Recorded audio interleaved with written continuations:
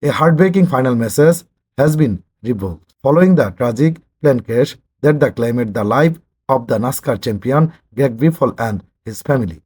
Before the aircraft went down, Greg's wife, Christina Grosso Biffle, sent a chilling text to her mother, Kathy.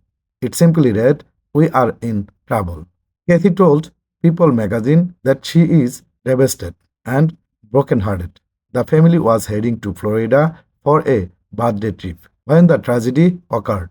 The crash killed 7 people in total, including Greg, Christina, their 5-year-old son, Ryder, and Greg's 14-year-old daughter Emma. Kathy recalls their last moment together, saying they were happy and shared hugs. She says the thought of them being gone is hard to bear.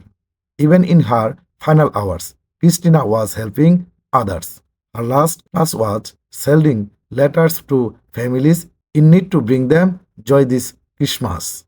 Greg Biffle will be remembered not just as a champion on the track, but as a person who needed to serve others. Our prayers are with the families.